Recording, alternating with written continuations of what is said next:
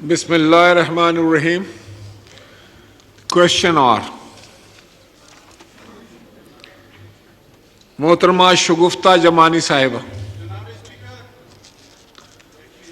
जी एक सेकंड, कोई आप मैं क्वेश्चन ले लूं अली वजीर साहब या पहले बात करना चाहेंगे? जी अली वजीर साहब।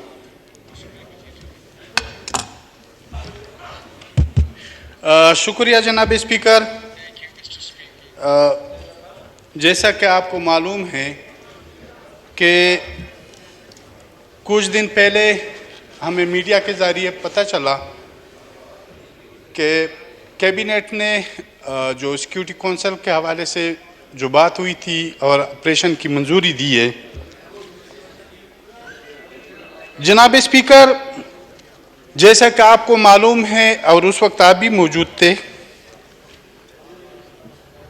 ये जब मौजूदा हुकूमत की इससे पहले जब 2018 के इलेक्शन हुए थे तो वहाँ पर उस गवर्नमेंट में हमें सिर्फ वोट देने के लिए इन्होंने बहुत सी ऑफरें की थी। उसमें मैं नहीं जानना चाहता हूँ, लेकिन हम जहाँ पे आ जाते तो हम अपने इलाके और सिक्योरिटी फोर्सेस के हवाले से जो वहाँ का किरदार है वहाँ पर हम आ जाते तो वो रुक जाते, और बहुत सी ऑफरें दूसरी जो तरक्याती काम वगैरह इस हवाले से इवन के मिनिस्ट्री तक कर चुके थे, लेकिन हमने इनकार कर दिया। सेम इस तरह जब मैं कराची सेंट्रल जेल में था और यहाँ पे अदम एतमाद के लिए जब प्रोडक्शन आर्डर जारी हो गए, यहाँ पे मैं आया तो उस वक्त जब पार्लिमानी उस वक्त का अपोजिशन पार्लिमानी लीडरान का जो मीटिंग था उसमें मैं शरीक हुआ। इन्होंने मुझे बुलाया तो मियाँ साहब के सामने मैंने बात रखी। मैंने कहा कि मेरी कोई लालच नहीं है, कोई नाजायज़ फरमाइश मैं नहीं करूँगा कि आप उन्हें तंग करूँ। मेरा सिर्फ एक ही वाज़े मौक़िफ़ है और यही मसला है कि ये मौजूदा जो पॉलिसी है इसको तब्दील करना होगा, और मौजूदा पॉलिसी को इतना जो हो चुका है बस ये काफ़ी है। ये साथ ही खालिद मकबूल सिद्दीकी साहब MQM पाकिस्तान के भी बैठे थे, मेंगल साहब भी बैठे थे और दूसरे अपोजिशन के लीडरान भी बैठे थे। तो मैंने उसे कह दिया, उसने कहा हमने इस पे बात की है और ये चीज़ आगे, क्योंकि उन्होंने कहा महाजरों का भी यही मसला है, बलोचों का भी यही मसला है, हम इस चीज़ को ख़त्म करेंगे। और मैंने उनसे बात की है कि हम इस मसले को ख़त्म करेंगे। तो जनाब स्पीकर, अब फिर महंगाई, बेरोजगारी, बदअमनी के अलावा इन्होंने फिर भी ऑपरेशनों की इजाज़त दी है। जैसा कि आपको मालूम है और आप लोगों ने इस पार्लियामेंट के फ्लोर पे कहा है कि जब इनसे मायदे करवाए जा रहे थे अफगानिस्तान में वफद भेज के, यहाँ पे पार्लियामेंट को, कौम को, और ख़ुसूसन हमें यह भी मालूम हुआ है कि GHQ को भी एतमाद में नहीं लिया गया था। तो जनाब स्पीकर, हम एक ही ये मौक़िफ़ है हमारा कि सबसे पहले उन जर्नेलों को गिरफ्तार किया जाए, उन जर्नेलों को सज़ा दी जाए, वो इदारों के अंदर है या अभी रिटायर हो चुके हैं, या आम वो ब्यूरोक्रेट्स जो इनके साथ राब्ते में हैं या इनके फैसिलिटेट हैं या इनको जो इलाके में वापस लेके आए हैं। जब तक जनाब स्पीकर इन जर्नेलों को गिरफ्तार नहीं किया जाए, इनको यहाँ पे लाया न जाए और इनसे इन अमल को काटा न जाए और ये गंद फैलाने वालों को साफ न किया जाए, तब तक हम किसी ऑपरेशन की इजाज़त नहीं देंगे। जनाब स्पीकर, मैं अपनी बात, थोड़ा टाइम मुझे देना होगा क्योंकि बहुत टाइम के बाद मैं फ्लोर पे आया हूं। तो जनाब स्पीकर, अब फिर इन्होंने परसों वाना में ऑपरेशन किया। वाना में इन्होंने कैसे ऑपरेशन किया? जहां पे इनको इंटेलिजेंस बेसिस पे मालूमात थी, वहां पे जब ये चले गए तो उन्होंने इतना टाइम दे दिया कि वहां पे जो मौजूद उस घर के अंदर लोग थे वो भाग गए और दूसरे घर में घुस गए। जब वो दूसरे घरों में चले गए तो इन्होंने ऊपर से शेलिंग की उन दूसरे घरों के, उन बेचारों को तो पता ही नहीं था, उनके घर बर्बाद हो गए, उनके बंदूक को उठा के लेके गए और जो दहशतगर्द थे कुछ चले गए, भाग गए और कुछ को इन्होंने हला कर दिया। तो जनाब स्पीकर, फिर उसके बाद उन्होंने बहुत से इलाकों को यह कहा कि आप ये इलाके खाली करें, हम यहाँ पे ऑपरेशन कराना चाहते हैं। जब इलाका खाली होगा और आपके वहाँ पे पाले हुए लोग वो आपके लिए वहाँ पे ठहरेंगे, वहाँ पे रहेंगे। तो ये इस खौफ को एक सोचे समझे मंसूबे के तहत फैलाया जा रहा है। जनाब स्पीकर, मैं मौजूदा हुकूमत से यह अपील करूंगा, बल्कि दरख्वास्त करूंगा कि इस अमल को रोका जाए। जैसे मैंने पहले कहा कि उन लोगों को सजा दी जाए जो इसके जिम्मेदारान हैं, क्योंकि अब यह बात बहुत वाज़ेह हो चुकी है। ये लोग अब वजीरिस्तान से ज़्यादा पाकिस्तान के दूसरे सेटल एरियो में ज़्यादा आ चुके हैं, और ख़ुसूसन ये सिंध की पट्टी तो इनसे बड़ी पड़ी है, दरियाई सिंध के कच्चे के इलाके इनसे बड़े पड़े हैं। तो जनाब स्पीकर, हम ये कहते हैं, आओ जो हमारा मौक़िफ़ भी है कि सबसे पहले उन जर्नलों के खिलाफ कार्रवाई की जाए जो रिटायर है या हाज़िर सर्विस है, जो इनके पीछे है, इनको लाए गए हैं, इनको ये इलाके हवाले किए गए, और एक सोचे समझे मंसूबे के तहत इस खौफ को फैलाया जा रहा है। ठीक है, आपसे जी जनाब स्पीकर, एक मिनट, मैं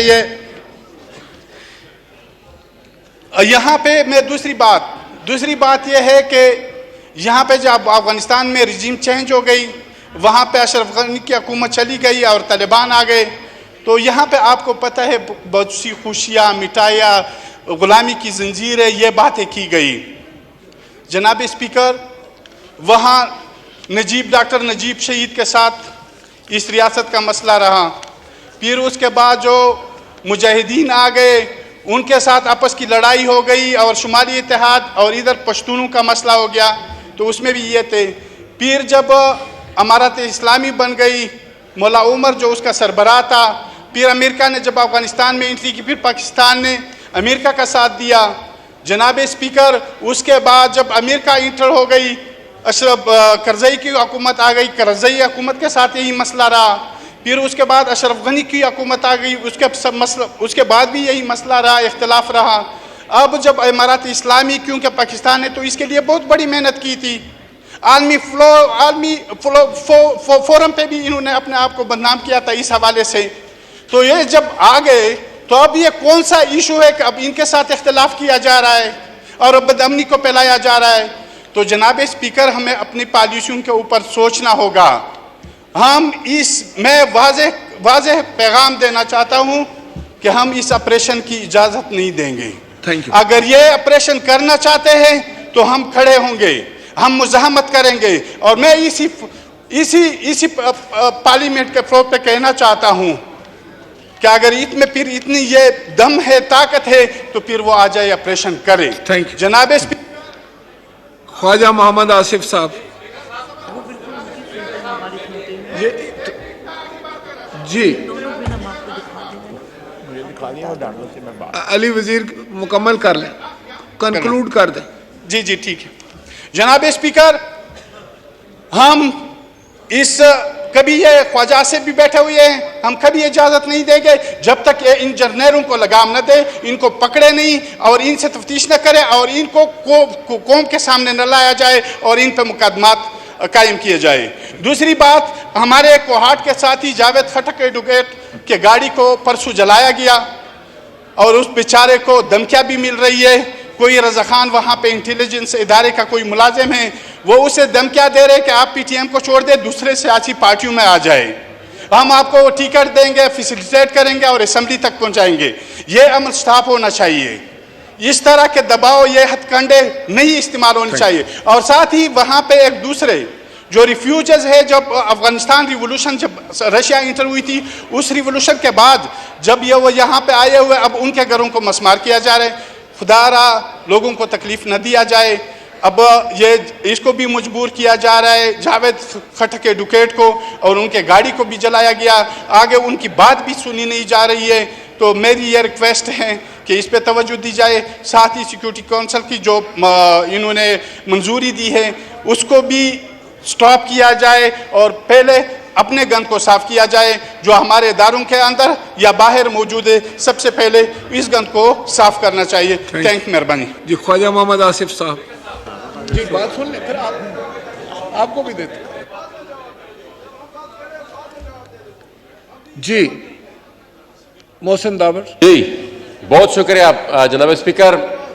जनाब स्पीकर, यकीनन ये जो नेशनल सिक्योरिटी कमेटी की मीटिंग हुई, उसके बाद जो प्रेस रिलीज आई और उस प्रेस रिलीज में एक और मिलिट्री ऑपरेशन के बारे में उसका जिक्र हुआ है कि एक और मिलिट्री ऑपरेशन यहाँ पर होगा। जनाब स्पीकर, ये असम्बली गवाह है कि जब से हम इस असम्बली में आए हैं वहाँ पर हम बैठे हुए थे और मेरी पहली तकरीर से लेकर आज तक जितने भी मैंने तकरीर की, मेरे ख्याल में 70-80% की तकरीर मैंने लॉ एंड ऑर्डर पे की होगी, वहाँ पर मिलिटेंसी की री इमरजेंस के ऊपर की होगी, लेकिन उस पर किसी ने उस वक्त तवज्जो नहीं दी। मैं पिछली हुकूमत की बात कर रहा हूँ, जब ये सारा सिलसिला चल रहा तो यहाँ से सारी मैनूवरिंग हो रही थी अफगानिस्तान को कंट्रोल करने के लिए, वहाँ पर अपनी मर्जी की हुकूमत इम्पोज करने के लिए ये सारी मैनूवरिंग हो रही थी। उसके लिए हमारे इलाके के भी हालात ख़राब कर दिए गए थे क्योंकि वो सारी सप्लाई यहाँ से हो रही थी। उसके बाद ये रफ्ता रफ्ता फिर जब मुज़ाकरात की बात आई तो पहले ही दिन से जब हमारे इल्म में ये बात आई कि वहाँ पर जरगे जा रहे हैं, वहाँ पर उस वक्त के कोर कमांडर पेशावर वो जाते थे और लोगों को लेके जाते थे, वहाँ पर जरगे करते थे। उस वक्त भी यहाँ पर भी और तमाम फोरम्स पर इस चीज को हमने रिकॉर्ड पे रखा गया था। और जनाब स्पीकर, ये हाउस गवाह है। एक सेकंड में अगर आपको इंटरप्ट करूं। नहीं जनाब स्पीकर, एक सेकंड में तो कंक्लूड नहीं होता। नहीं, मैं एक सेकंड आपको इंटरप्ट करना चाहता हूं आपके इंफॉर्मेशन के लिए और इस पूरे अपने फाजिल मेंबरान के लिए कि कल जो है सिक्योरिटी पर इन कैमरा जो है यहाँ आपको ब्रीफिंग दी जाएगी कल 2:30 बजे और तमाम एमएनएस यहाँ पर मौजूद होंगे। मेरा ख्याल है कि ये कल जो है ना ये मामला डिस्कस किए जाएं, आज ना किए जाएं। ठीक है, आज हम ले लेते हैं। मैं 1 मिनट में समेटता हूँ। मैं 1 मिनट में समेटता हूँ। जनाब स्पीकर, गुजारिश है कि ऑपरेशन हुए, फुल फ्लेज ऑपरेशन हुए, लोगों ने घर बार भी छोड़े, पूरे के पूरे शहर खाली भी हुए और पूरे के पूरे शहर मसमार भी हुए। दहशतगर्दी खत्म नहीं हुई। वो इसलिए खत्म नहीं हुई कि आप कंफ्यूज हैं, आपकी पॉलिसी में क्लैरिटी नहीं है, आप मिक्स सिग्नल भेजते हैं, एक को सपोर्ट करते हैं, दूसरे को नहीं सपोर्ट करते। इस तरीके से मसाइल हल नहीं होते। और देखिए ना, एतमाद का भी बहुत बड़ा फकदान है। आवाम अब एतमाद नहीं कर रही। ये जो पिछले 2 दर्जन ऑपरेशन हुए उनका बातें करने वाली है ना, ये कल बातें करने वाली है। चलो बहरहाल, आज हमने रिकॉर्ड पे लानी थी इसकी बात कि भाई वो उनका भी थोड़ा एहतसाब होना चाहिए जिन्होंने ये इनको वापस आबाद किया था। ख्वाजा मोहम्मद आसिफ साहब।